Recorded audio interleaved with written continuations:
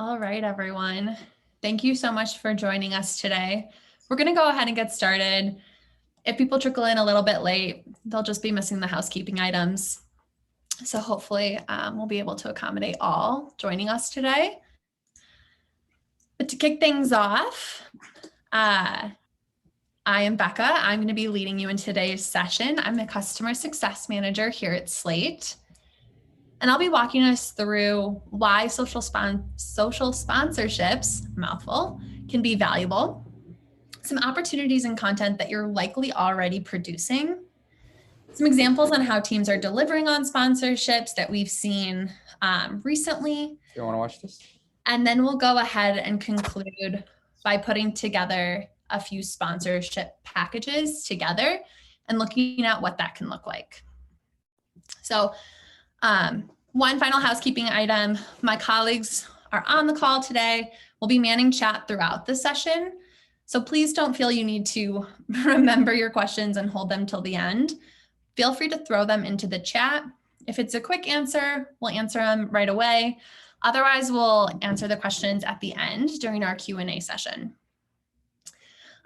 Quick plug too, we'll be doing these webinars once a quarter. We're putting it out into the universe. We're held to it now. So hopefully you'll be joining us for future sessions as well. So let's go ahead and kick things off. Why we're here today. We all know on this call that social media is where the eyeballs are already, with more than 70 million people on stories alone every day. And sports leads all industries in story engagement. Not only that, but our audiences are open to seeing branded integrations.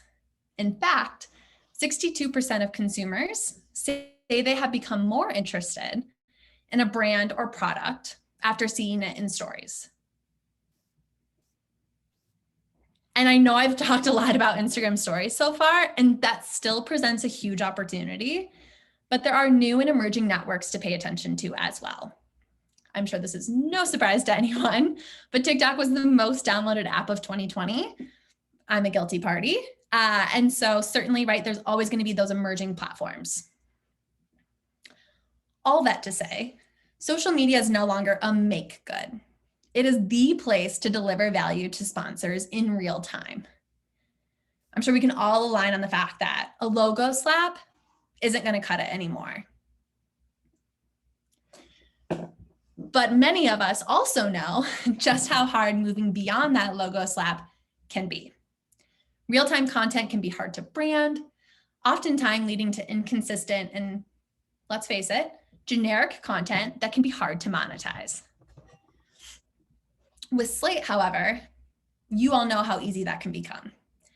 You have branded elements at your fingertips, making it much easier to create authentic and engaging content that's timely, differentiated, and thus easily monetizable.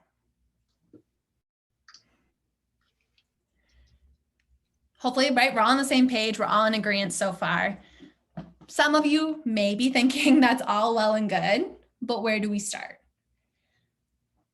Fear not, there's an opportunity to include sponsors in content that your team is likely already producing without creating any extra work.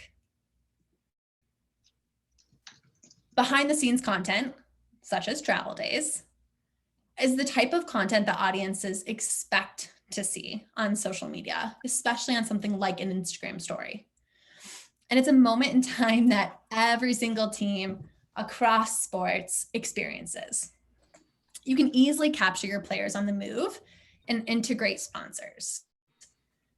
And I want to call out a good point here that both of these examples deliver on is that the sponsors and the moment in time make sense together, right? So it's finding that merriment of the times, the moments in time that your team is already acting on or going through, like a travel day, with a sponsor where it makes sense for them to be.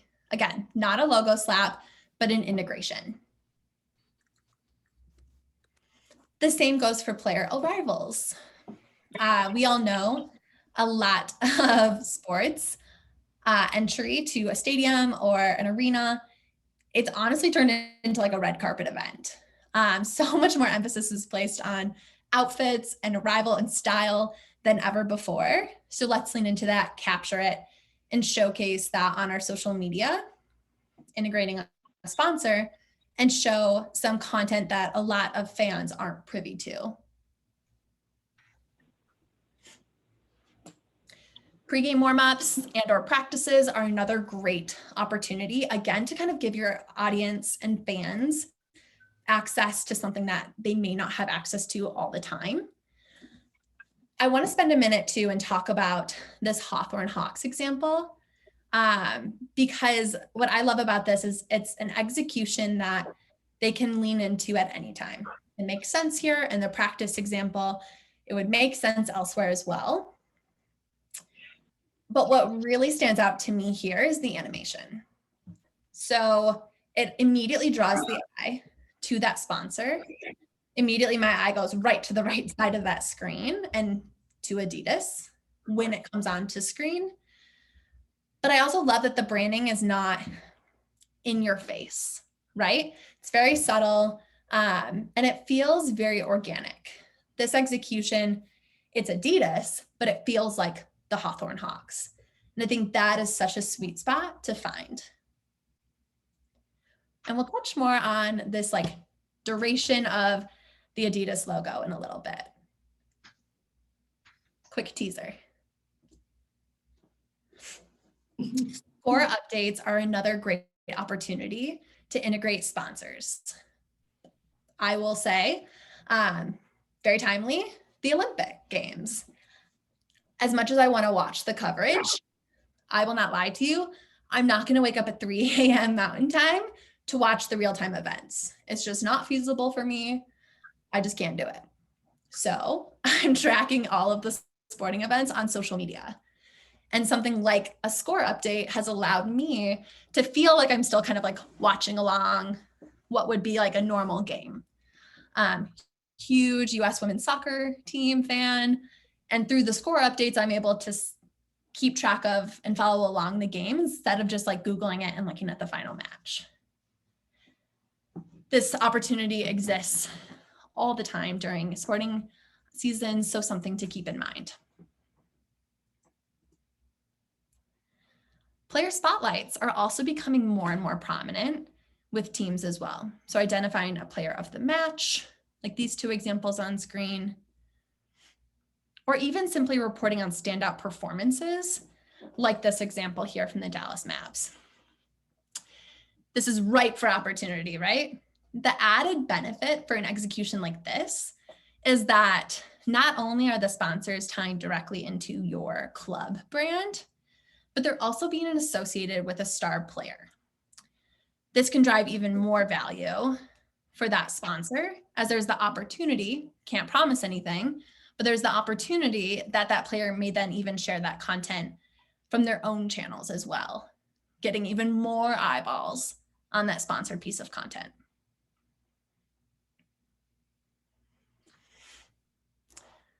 Finally, trivia and or polls are great options for ongoing content that can live outside of match days, that can live outside of season. It's a great way to keep your audience engaged just in general. But tying in a sponsor, you're now incorporating, let's say, a Snickers into content where your audience is engaging with that story and not simply consuming that content or that media.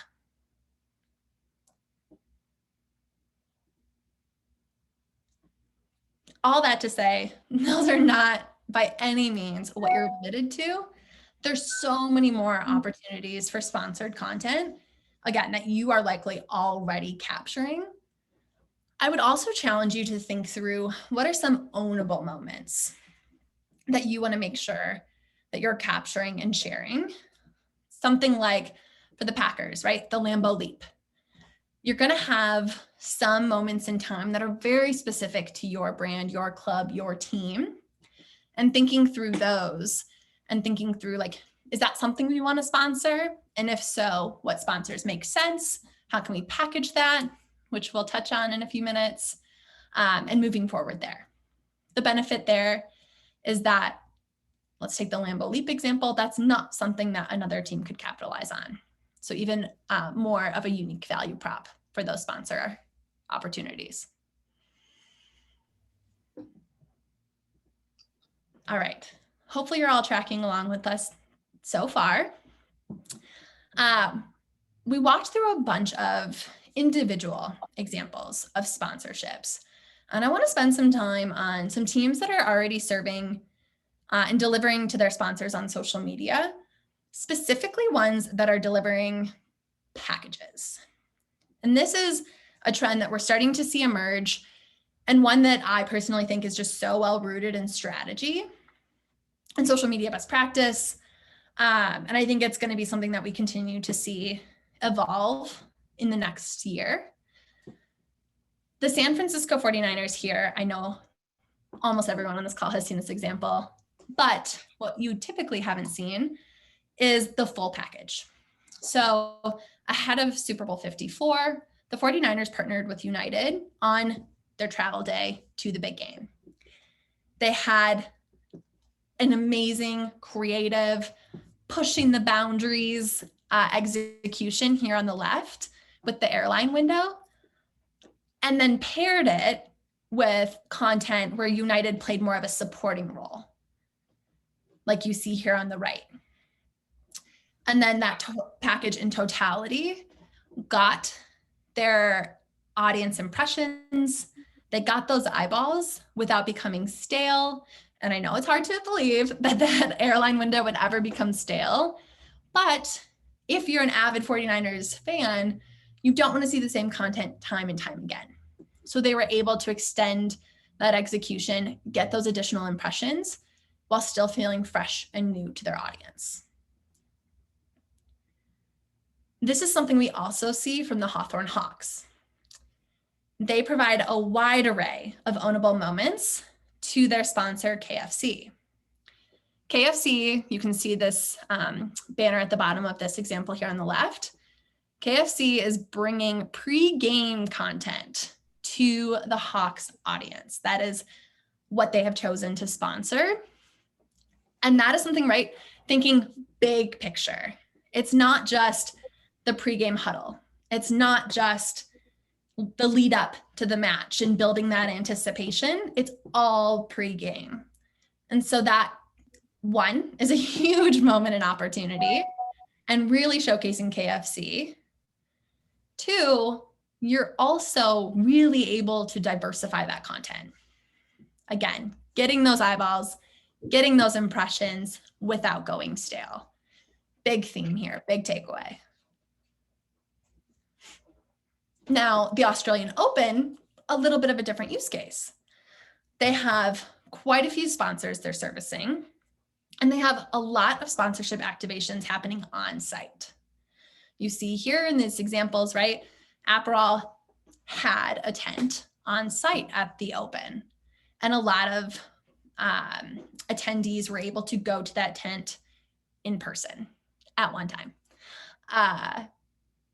Now, the Australian Open team took that and expanded it and found a way to integrate that onto social as well. That was fresh, that was new, and that built on that experience without essentially replacing it, where a viewer from home could still see that there was so much going on at the Open, obviously tennis, and then some other activities as well. And I could feel like I was consuming that event beyond just watching it on a TV screen.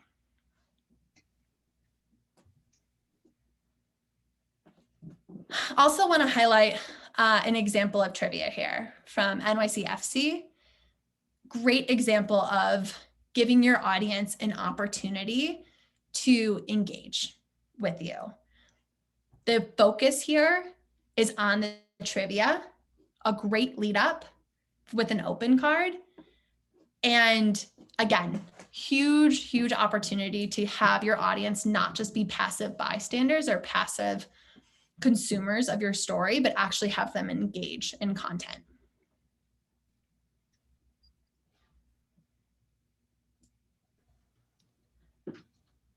So So let's look at some possible ways to package these sponsorship options. This is going to be a little bit different depending on the package that you're selling in. So something like this trivia example, I wouldn't say it's simplistic, but there's a little bit less to the delivery because it's going to be centered around one platform, right? You're really leaning into the native behavior here, the native functionality in Instagram stories. So that execution is going to be held to Instagram stories. Whereas something like a travel day sponsorship package may span Instagram feed and Instagram stories and Twitter. And so there's a little bit more in play here. So we're going to go ahead and break this down. We're going to start with a quick blurb on the value prop for this package. And ideally, this is going to be tailored to every sponsor, right? So you're probably going to start those conversations with a sponsor as what we call like a discovery call, right? Trying to get to the root of what they're hoping to see, what their goals are, so that you can put together a package that makes the most sense and delivers on those goals. So let's make sure we tailor that value prop and remind them, this is the goal you stated, this is the goal we're working towards, and here's how we can uniquely deliver on that. Next up is going to be the example creative. Best case scenario is you're going to be able to include mock-ups of what this could look like for that individual sponsor. Now, I know that's not necessarily doable for every team, for every creative department. A lot of departments are working on social, but also digital, in stadium, in arena, the list goes on. So if that's not something that is doable for you, choose some of your top performing content that stands out to you and your team as some of like your favorite executions, whatever that might be. But the reason that I say to include mock-ups for that specific sponsor, if possible, is so that your audience can see it. If your audience does not regularly live in the social media world, speaking from experience, it can be really hard to connect those dots for them if it's a concept. If you can connect those dots for them, even if it's a rough execution, and then you have actual examples in like an appendix or something, it can go a really long way in helping them see like the true value of what you're proposing.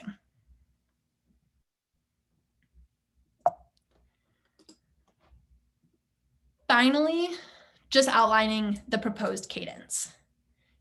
And the most important part here is including those expected metrics.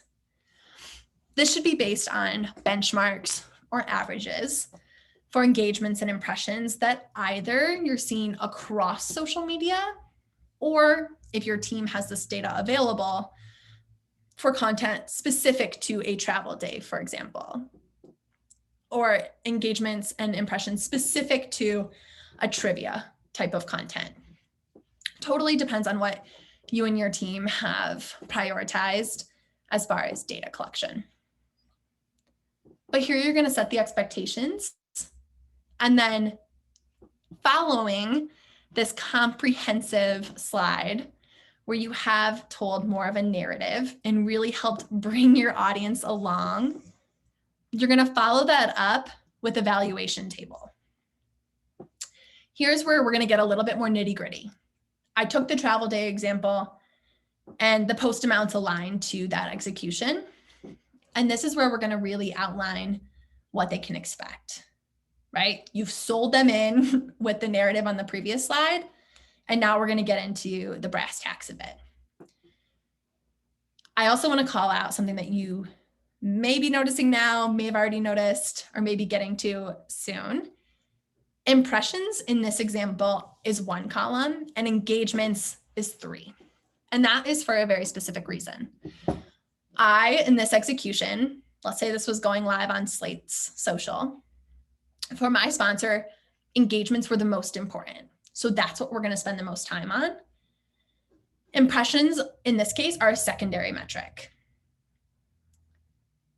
That may not be the case for you. When you sell in a social package, maybe impressions, maybe your sponsor just wants those eyeballs. Swap this priority. Impressions then become the most important metric, and you spend the most time on that. You spend time on impressions, on CPM, things like that, and spend much less time on engagements. I'll say, make your goal as clear as possible so that at the end of the execution, success is unarguable. It's very easy to say, we set out to get this many engagements at this cost, and we did it. We surpassed it. This sponsorship was an incredible success. Aligning on those goals ahead of time and clearly calling those out is so important to continuing and potentially growing those sponsorships. So digging into this table, we've got our expected impressions and we've got our expected engagements. Now for stories in this instance, I included a dash for expected engagements because of the execution, because of the proposal. We were doing travel days. This is really on stories, just a consumption on our audience's behalf. I don't want to muddy the waters with use, in my opinion, engagements that aren't going to lead up to that success rate with things like tap forwards and tap backs. I want to focus on the engagements that we're really after in feed. And with stories, focus on those story views. And this is something, right, that I would communicate to our sponsor. Engagement rate, right? Just looking at, of all the people seeing my content, how many are we expecting to engage with us, engage with this type of content based on a benchmark? And now I don't want you to get frustrated with me, but you can see total investment is left blank. And that is because this is going to be determined on the value of your brand. There is not a black and white. You should be selling a story view for this much or an in-feed piece of content for this much, as annoying as that I'm sure is. These sponsors are paying to be associated with you. And this should candidly be a continual evaluation on your end. Let's say, for example, last year, your Instagram audience was 1 million people. And this year, it's 6 million people. That cost shouldn't be the same, right? You had the potential to reach 1 million people before, and that has grown exponentially. Adjust the costs. Now your potential audience is so much bigger. They're potentially more engaged. You're creating more engaging content, things of that nature. So we really want to make sure we spend time there.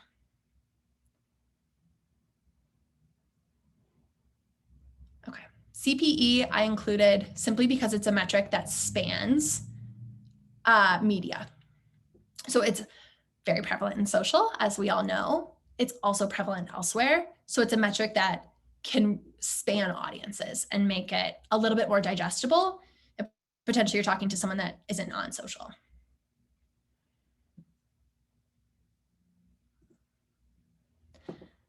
So before we conclude today, I want to make sure that we outline a few ways that we can help you get there. We've shown you some big ideas.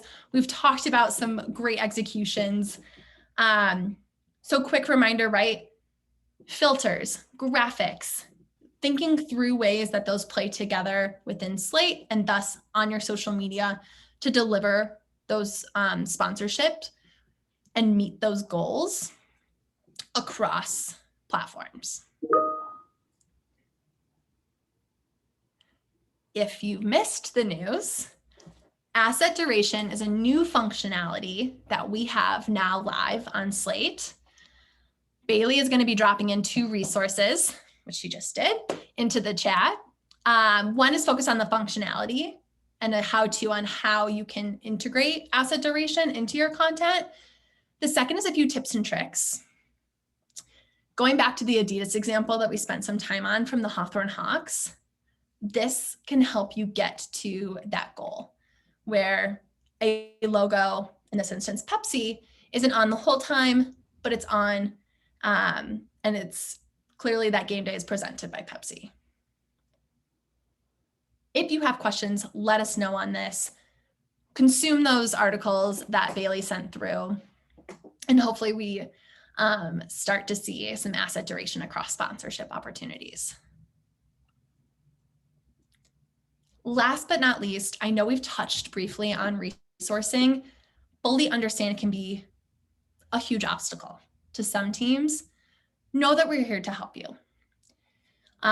If you have limited resourcing or just need some extra help, your resourcing is just completely booked and you're having such a hard time getting in front of them, but want to deliver on social sponsorships, reach out to us. We can put together a custom package proposal for you based on your goals, and hopefully support you if you need it through graphics, through filters, through animated filters, etc.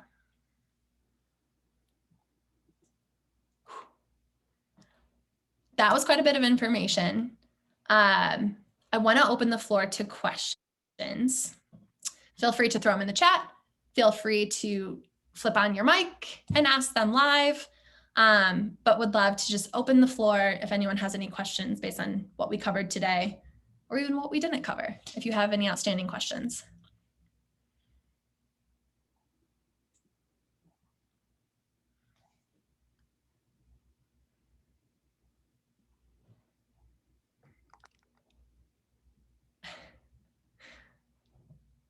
I've got something for you. This is Adam from the Ducks. Is there, I mean, I guess you gave us examples here, but are there teams that you guys as a group, or maybe just you in particular, admire as far as doing a good job, constantly doing a good job integrating sponsors with their content or using branded content?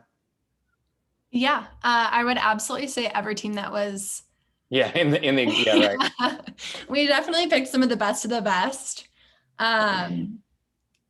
We can certainly follow up, Adam, if you want to reach out to us. We could put together a few additional examples if it would be helpful for you to just sit through. Yeah, I mean, it's, I mean, I'm sure I'd speak for a lot of people. It's when you started talking about make good earlier, I got the shivers again, but we've certainly, we're constantly trying to come up with different types of content that will fit in. And when we rely on our corporate partnership people, or even worse, the actual partner coming up with content ideas, that could be tough to take. So we're always looking for different ideas, that would work for everybody, that works for us and that works for the sponsor, and then really that works for the fan. So,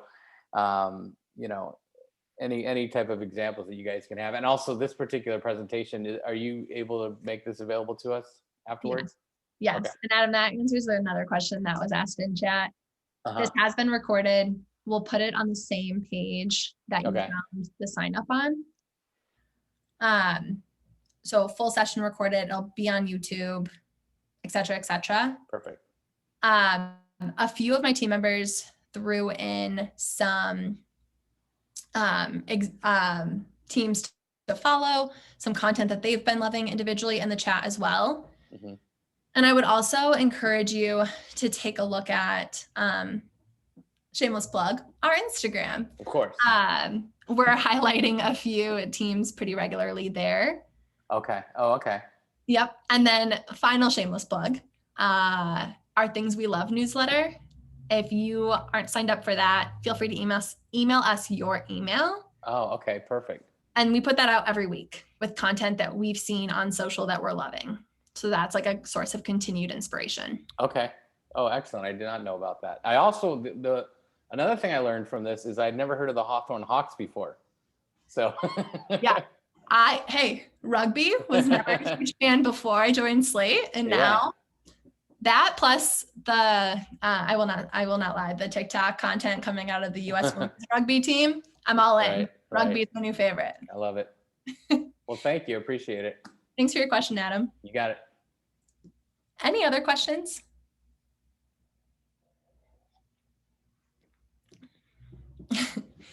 Thoughts on sponsored reposts on Instagram? Yeah. Will's on, one of our team members. Love that layup, Will. But yes, sponsored reposts. We're seeing a lot of teams start. This is like a brand new thought. So time to jump in before the getting's good. In incorporating a sponsor logo on a background where you can then copy and paste that background into a post that you're sharing to your story. Some clubs are doing this really well. You can also layer in some text. If someone on my team wants to copy in the link to the how-to video on our Instagram, you'll have access to that on what that process looks like. And England football, thanks to Bailey, they're a source to check out for some sponsored reposts.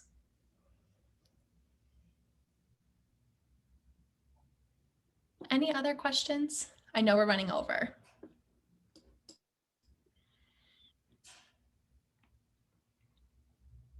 Okay. I'll stay on the line for a few minutes in case anyone has some last minute questions. Otherwise, thank you all so much for joining us today. Really appreciate your attendance, your questions. Please feel free to shoot us any follow-up questions. And we look forward to seeing you at the next session. Thank you, everyone.